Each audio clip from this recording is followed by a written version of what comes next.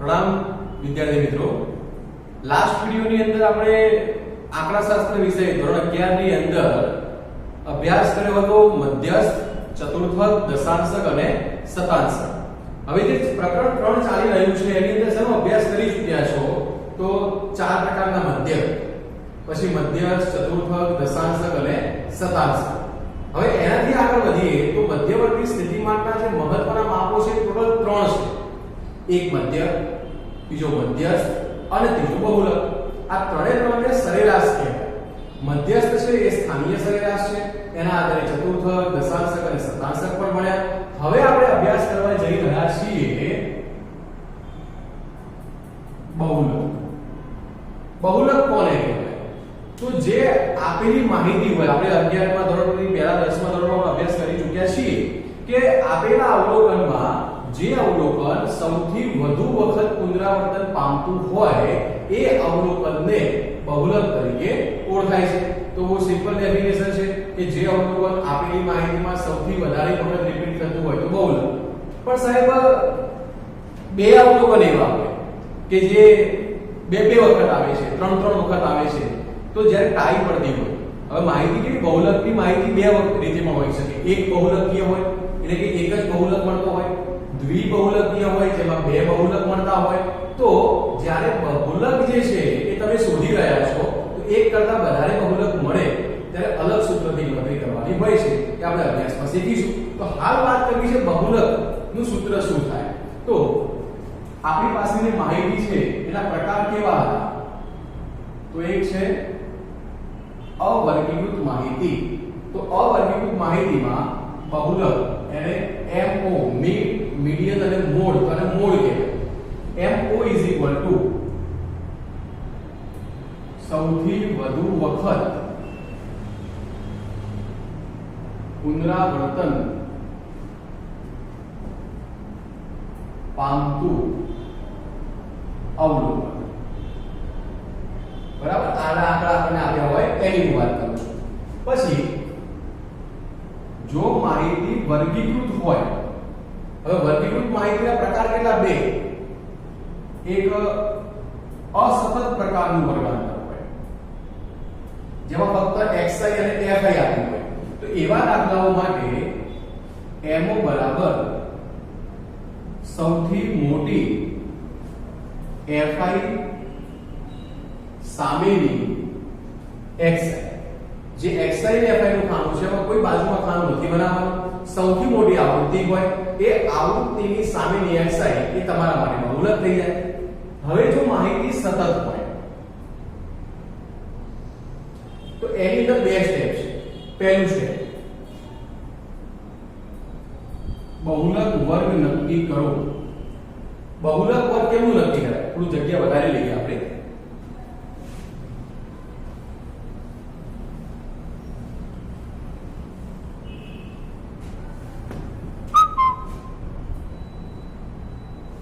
એટલે કે જો માહિતી સતત આવૃત્તિ વિતરણમાં હોય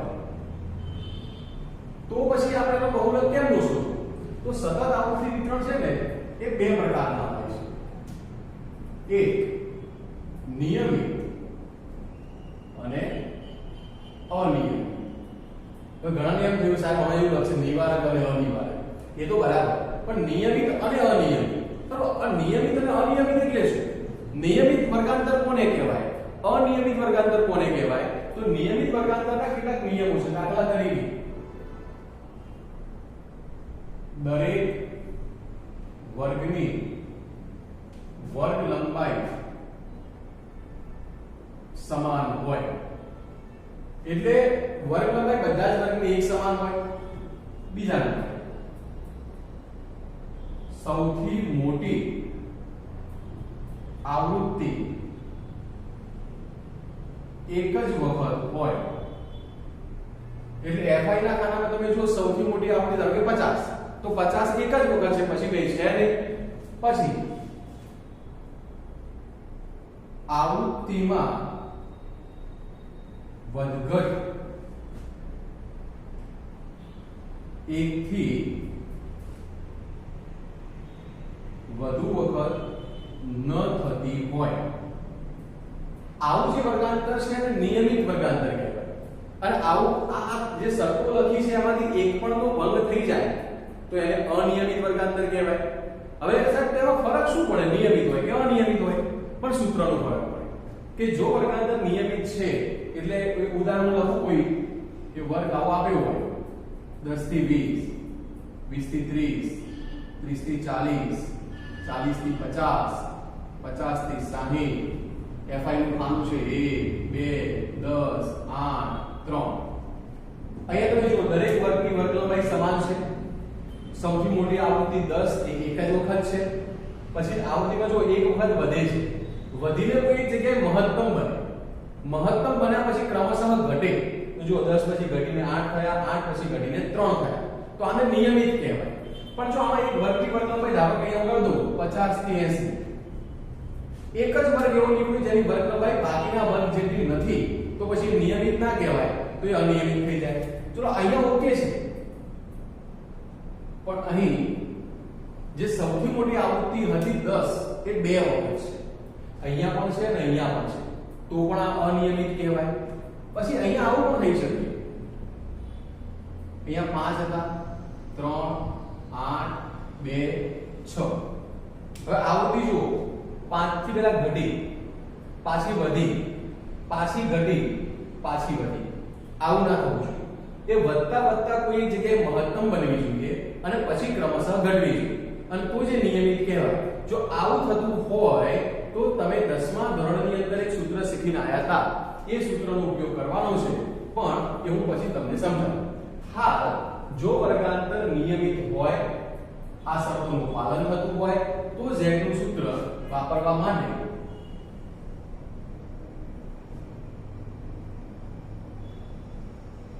બહુલક વર્ગ શોધવો પડે. હું અનિયમિત હાલ કાઢું છું. બહુલક વર્ગ શોધવા શું કરવાનું? સૌથી મોટી fi સામેનો વર્ગ લઈ લેવાનો. સૌથી મોટી આવૃત્તિ હોય એની સામેનો વર્ગ એ બહુલક વર્ગ કહેવાય. એની અંદર આપણો જવાબ આવે.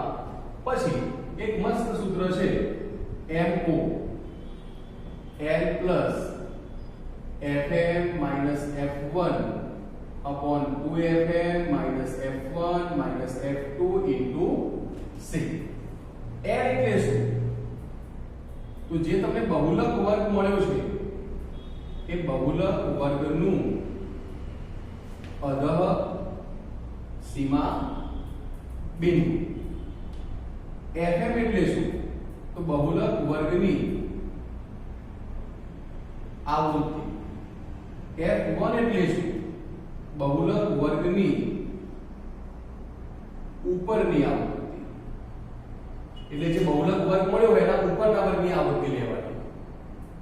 f2 એટલે શું? બહુલક વર્ગની નીચેની આવૃત્તિ. એટલે જે બહુલક વર્ગ મળ્યો છે એના નીચેના વર્ગની આવૃત્તિ. c કોને કહેવાય?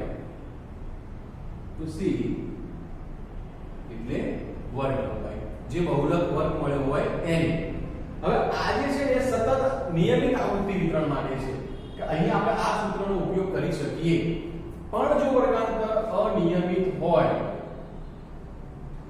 એટલે મેં હમણાં વાત કરી કે આ ત્રણમાંથી એક પણ શરતનો જો ભંગ થઈ જતો હોય તો બહુલક શોધી શકાય, પણ આ રીતે નહીં શોધવાનું, નહીં તો માર્ક 0. તો કેમ ન શોધવાનું? તો એના માટે બહુલકનું આસાદિત સૂત્ર હતું, mo બરાબર 3m minus 2x બાર. એટલે કે x બાર મધ્યક શોધવાનો, મધ્યસ્થ શોધવાનો, અને પછી તમારે એના આધારે બહુલક શોધવાનો રહેતો હોય છે. તો યાદ રાખજો મિત્રો, બહુલક શોધતી વખતે સૌથી પહેલા એ નક્કી કરો કે વર્ગાંતર નિયમિત છે કે અનિયમિત. નક્કી થયા બાદ યોગ્ય સૂત્રની પસંદગી કરી અને દાખલાની ગણતરી કરવાની રહેશે. આપણે દાખલા જોઈએ.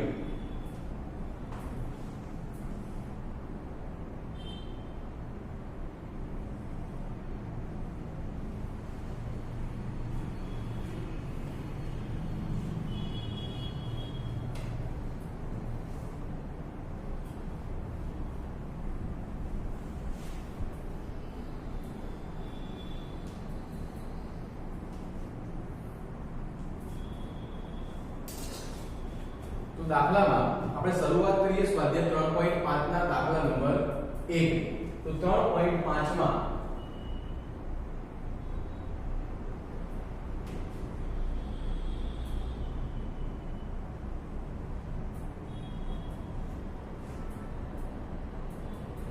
સમ નંબર 1 રકમ શું સ્ક્રીન ઉપર દેખાય છે એક વર્ગના વિદ્યાર્થીના બુદ્ધિઆંક નીચે આપેલા છે વિદ્યાર્થીના બુદ્ધિઆંકનું બહુલક શોધો હવે રકમ તમે સ્ક્રીન ઉપર જુઓ છો આ જે રકમ દેખાય છે એ કંઈક આ રીતે છે 146 34 43 44 38 45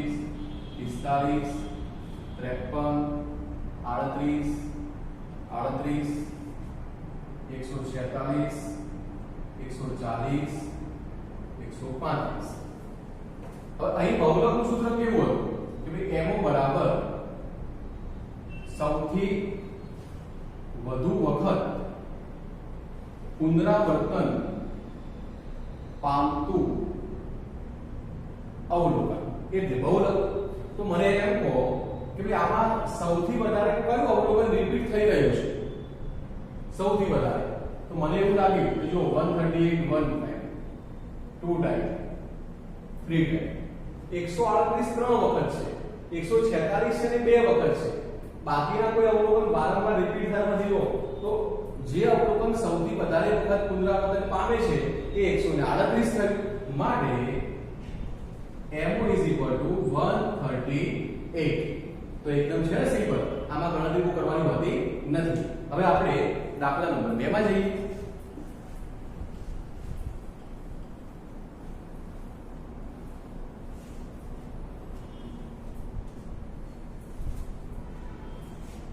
તો નંબર 2 આમાં xi અને f 10 12 13 16 17 18 5 9 25 16 10 અને 7 3.5 માં પ્રશ્ન નંબર 2 છે રકમ પર સ્ક્રીન ઉપર દેખાય છે તમને હવે અહીં બહુલક શોધવા માટે કેવું તો આ જે વર્ગાંતર છે કેવું કહેવાય અસતત કહેવાય અસતત ની અંદર આવો નિયમ લખાયેલો કે સૌથી મોટી fi સામેની x તો આ જે fi નું ખાનું છે એમાં સૌથી મોટી fi કઈ છે 25 એની સામેની xi કઈ છે 13 તો mo 30 અહીં અવલોકનોને ચડતો ક્રમ ને ઉતરતો ક્રમ ને આ બધું કશું આપવાનું હોતું નથી ખાલી અહીં આપણે જોવાનું સૌથી મોટી આવૃત્તિ કઈ એની સામે જવાબ લાવી દેવાનો છે વિદ્યાર્થી મિત્રો સ્વાધ્યાય 3.5 ના પાંચમા દાખલાની રકમ તમે સ્ક્રીન ઉપર જોઈ રહ્યા છો રકમ તમને કંઈક આવી વંચાતી હશે નીચેનું કોષ્ટક એક બાગમાંથી કરેલા 86 સફરજનોના વજનની માહિતી આપે છે એમનું વજનનો બહુલક શોધો તો આ સફરજનનું વજન કેટલા ગ્રામથી કેટલા ગ્રામની વચ્ચે છે તે અને એની fa આપણને આપી છે ટોટલ 86 સફરજન છે હવે બહુલક શોધવા માટે તમારી પાસે બે રસ્તા છે એક fm વાળું સૂત્ર રેડિયો મિર્ચી વાળું અને એક છે આસાની સૂત્ર 3m 2x વાળું કયું સૂત્ર લેવું જોઈએ તો પેલી શરતો યાદ છે નિયમિત વર્ગાંતરની દરેક વર્ગની વર્ગ લંબાઈ સમાન હોય સૌથી મોટી આવૃત્તિ એક વખત હોય આવૃત્તિમાં વધઘટ ના થતી હોય તો નિયમિત કહેવાય અને એની અંદર આપણે fm વાળું સૂત્ર લઈ શકીએ છીએ તો અહીં તમે જુઓ દરેક વર્ગની વર્ગ લંબાઈ કેવી છે સમાન છે દરેકમાં 10 નો અંતર છે fi માં સૌથી મોટી fi કેવી છે એ પણ એક જ વખત છે બીજું fi કેવો ક્રમશઃ વધતી ગઈ તે વિશે મેક્સિમમ બને પછી ઘટતી ગઈ ક્રમશઃ ઘટતી ગઈ એક જ વખત આનો ગ્રાફ છે આમ વધતી જાય એક જગ્યાએ ટોપ ઉપર પહોંચે મહત્તમ બને અને પછી ઘટે તો આ વર્ગાંતર જે છે ને એ નિયમિત કહેવાય હવે આવું જે નિયમિત વર્ગાંતર છે એની અંદર આપણે fm વાળું સૂત્ર લઈ શકીએ છીએ તો સૌથી પહેલું છે બહુલક વર્ગ શોધો તો બહુલક વર્ગ માટે આવું લખાઈ દો સૌથી મોટી fi સામેનો વર્ગ સૌથી મોટી fi 23 એની સામેનો વર્ગ 150 થી 160 તો એ બહુલક વર્ગ મળ્યો 150 થી 160 આની અંદર આપણો જવાબ આવશે પછી મિત્રો તમારે આવું કરી દેવાનું જો હથોડી મારી એમાં આને fm કહેવાય આને f1 કહેવાય આને f2 કહેવાય આ રીતે સમજૂતી લઈ લેવાની તો અહીં mo બરાબર n plus fm minus f1 upon 2fm minus f1 minus f2 into c mo l એટલે અધર સીમા બિંદુ કેટલું છે 150 લેવું કે 149.5 લેવું ધ્યાન રાખજો કે અનિવાર્ય વર્ગાંતર હોય એટલે કે આ 150 આ 100 આ બંને રકમ સમાન જ છે તો 150 જ લેવાય પણ અહીંયા 149 149 હોત ને તો આપણે અહીંયા 149.5 લઈએ કેમ કે આ 149 હોય આ 150 હોય તો એ ના ચાલે એટલે આપણે 0.5 માઈનસ કરતા હોઈએ છીએ અહીંયા નથી કરવાનું f 23 આ તો લખી દઈએ પેલા 150 fm ની જગ્યાએ 23 f1 ની જગ્યાએ 19 2f 2 into 23 minus f1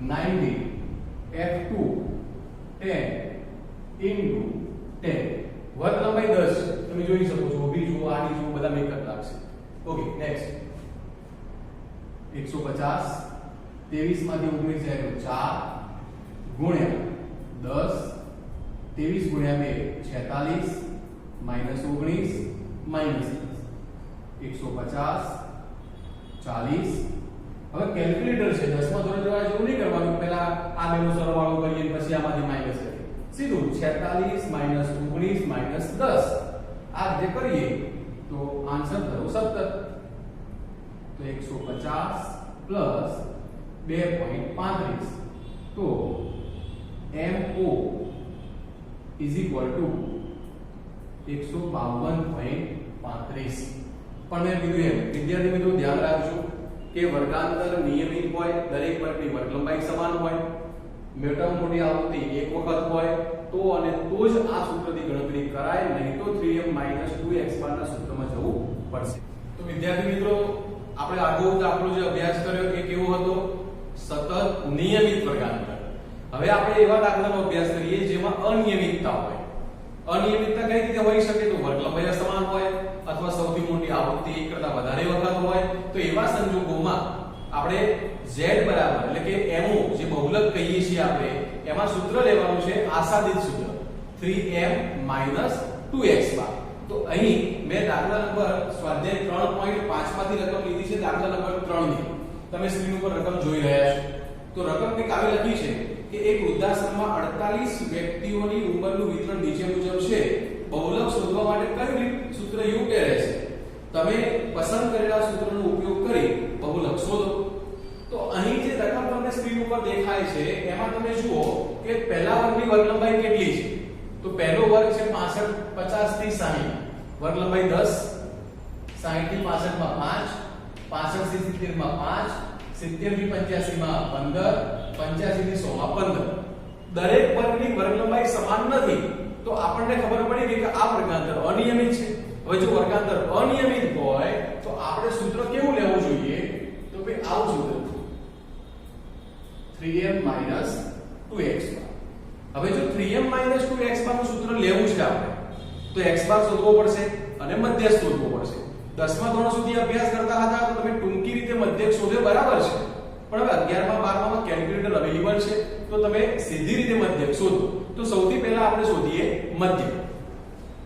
મધ્યક શોધવા માટે એક ખામ જોઈએ xi અને પછી fi xi એટલે મધ્યક કિંમત તો 50 + 60 ભાગ્યા 2 55 60 + 65 ભાગ્યા 2 62.5 65 + 70 ભાગ્યા 2 67.5 70 + 85 ભાગ્યા 2 77.5 85 + 100 ભાગ્યા 2 92.5 હવે શું કરવાનું છે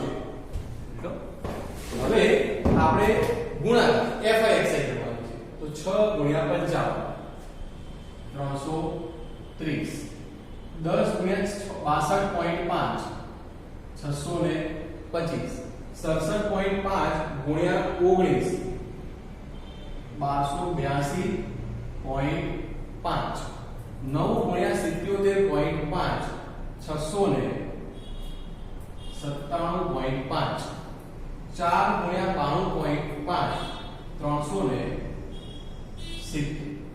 આનું ટોટલ કરી નાખો તો એ ટોટલ થશે 3305. તો 3305 એ ટોટલ થયું સિગ્મા FIXI. હવે ફર્સ્ટ ઓફ ઓલ મધ્યક શોધવો છે. x bar is equal to sigma FIXI upon n 3305 upon 40. શું આન્સર થશે આનો? તો 68.85. x બાર આવી ગયું. હવે મધ્યસ્થ.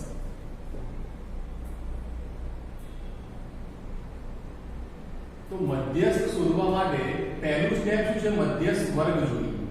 તો આપણે આવું શીખ્યા હતા n/2 નું અવલોકન સંચય આવૃત્તિમાં જોતા. હવે n/2 n48/2 નું અવલોકન CFI માં જોતા. એટલે કે 24 નું અવલોકન CFI માં જોતા. પણ CFI તો બનાવી જ નહીં, તો બનાવી દઈએ. CFI કોની બનાવે? FI ના બનાવે. તો 6 + 10 16 + 19 35 + 9 44 + 4 40. હવે આ 24 જોવાના છે શેમાં? CFI. તો આ એના કરતા નાની રકમ ના ચાલે. આ પણ 24 થી નાના છે, ના ચાલે. 35 આયા અને 24 થી મોટા છે.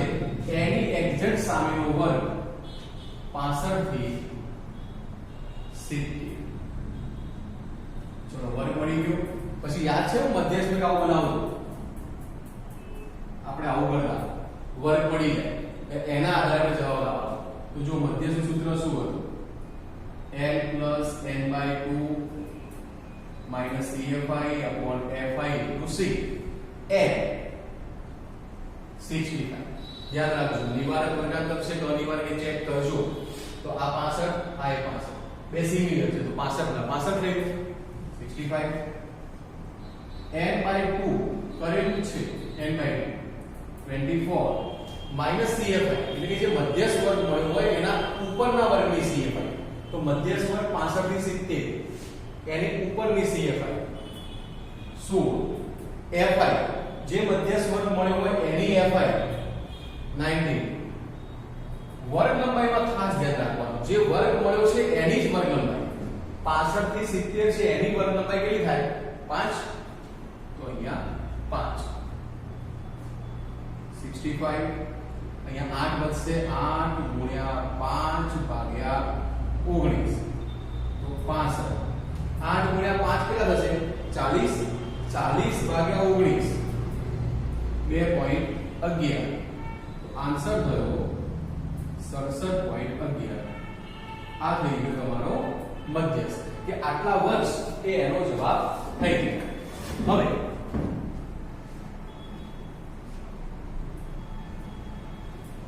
આપણે શોધવાનું છે ફાઇનલ આન્સર બહુલક. બહુલક એટલે mo 3m minus 2x bar 3m minus 2x bar. m ની કિંમત છે 67.11. x bar ની કિંમત છે 68.85. આ બેનો આપણે ગુણાકાર કરીએ તો 201.33. આ બેનો આપણે ગુણાકાર કરીએ 137.7. આ બેની બાદબાકી કરીએ તો 63.63 એકમ વર્ષ છે એ લગાવી દઈએ આપણે.